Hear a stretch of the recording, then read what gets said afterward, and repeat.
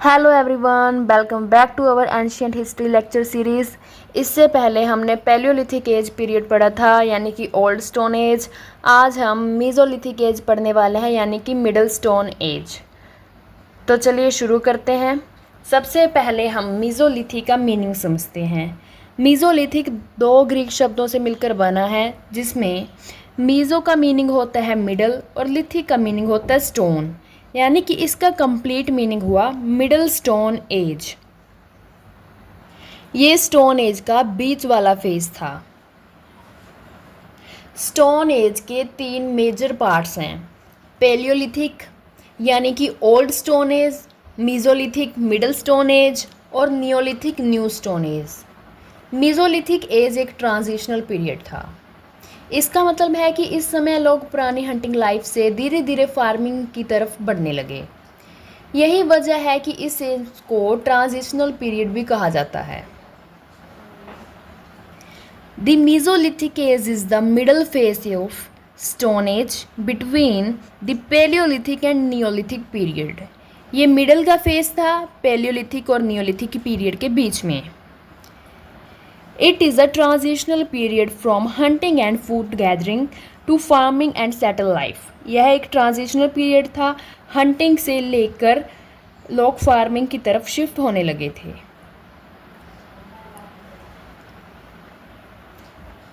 चलिए इसका हम टाइम पीरियड जानते हैं। इसका टाइम पीरियड इंडिया में 10,000 BC से लेकर 6,000 BCE तक था। तो चलिए अब हम इसके क्लाइमेट के बारे में जानते हैं कि इसका क्लाइमेट कैसा था। मीज़ोलिथिक एज की शुरुआत आइस एज के ख़त्म होने के बाद हुई थी। इस समय क्लाइमेट में काफ़ी चेंजेस आए थे। सबसे पहले क्लाइमेट वार्मर हो गया था, बड़े बड़े ग्लेशियर्स पिघलने लगे थे, फॉरेस्ट का एक्सपेंशन हुआ था, नदियाँ और लेक्स परमानेंट होने लगी थी। इन सब चेंजेस की वजह से ह्यूमन लाइफ थोड़ी सी आसान होने लगी थी।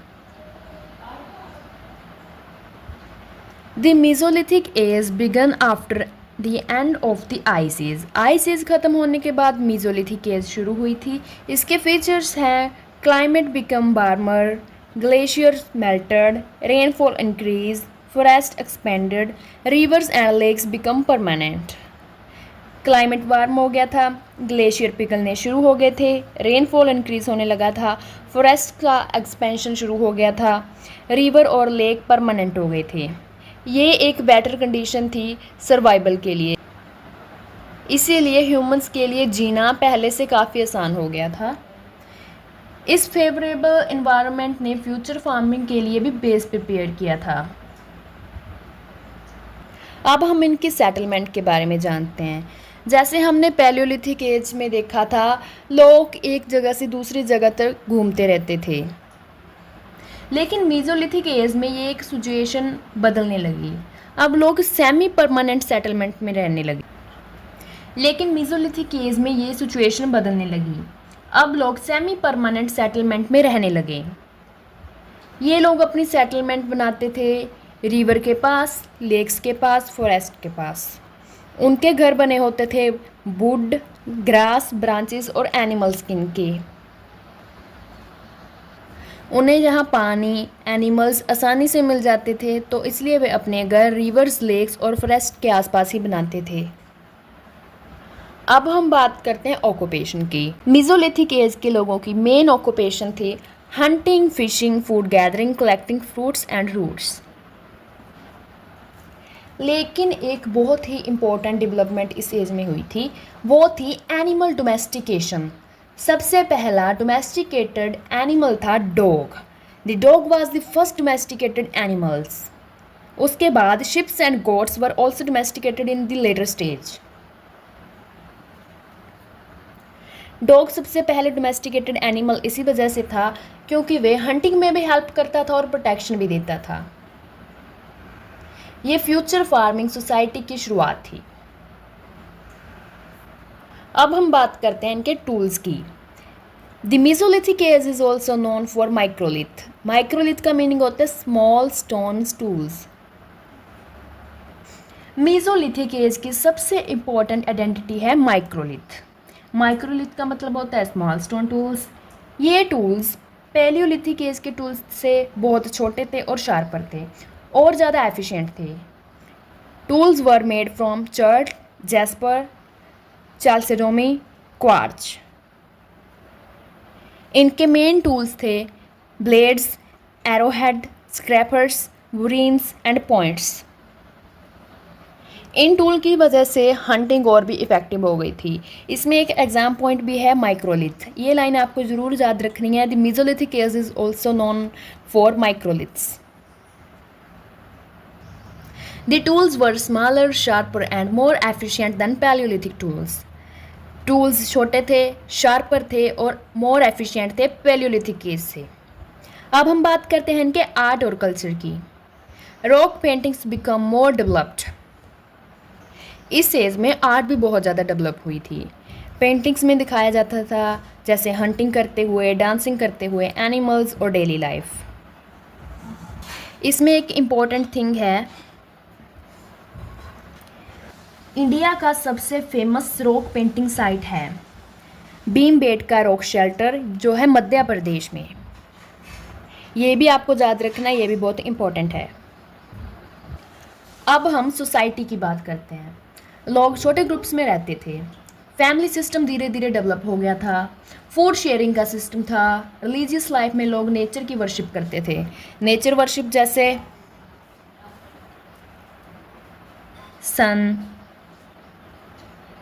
ट्रीज, वाटर और animals.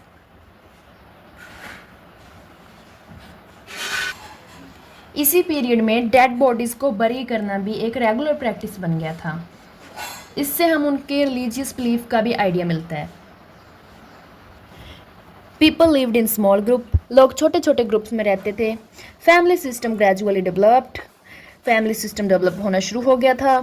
Food was share among members. Food sharing चल पड़ी थी। नेचर वर्शिप वाज कॉमन, जैसे नेचर वर्शिप जैसे sun, trees, water, animals. Burial of the dead bodies become a regular practice.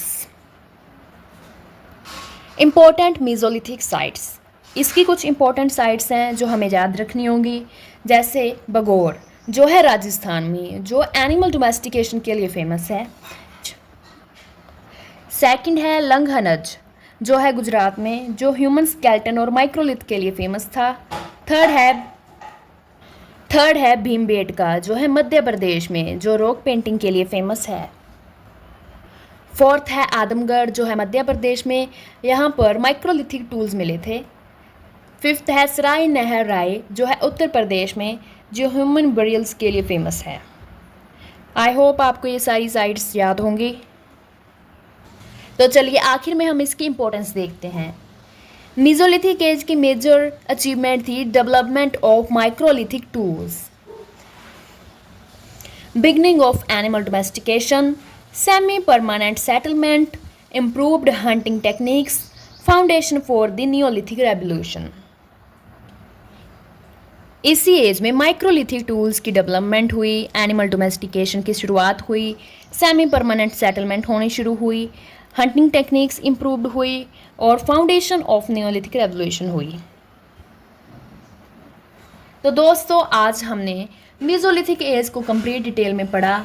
हमने समझा इसका meaning, time period, climate, settlement, occupation, tools, art and culture, social life, important sites और इसकी importance. अगले lecture में हम neolithic age यानी कि न्यू स्टोन एज पढ़ेंगे, जहां एग्रीकल्चर, विलेजेस और फार्मिंग रेवोल्यूशन की शुरुआत होती है। अगर आपको लेक्चर पसंद आया हो तो वीडियो को लाइक, शेयर एंड सब्सक्राइब जरूर करें।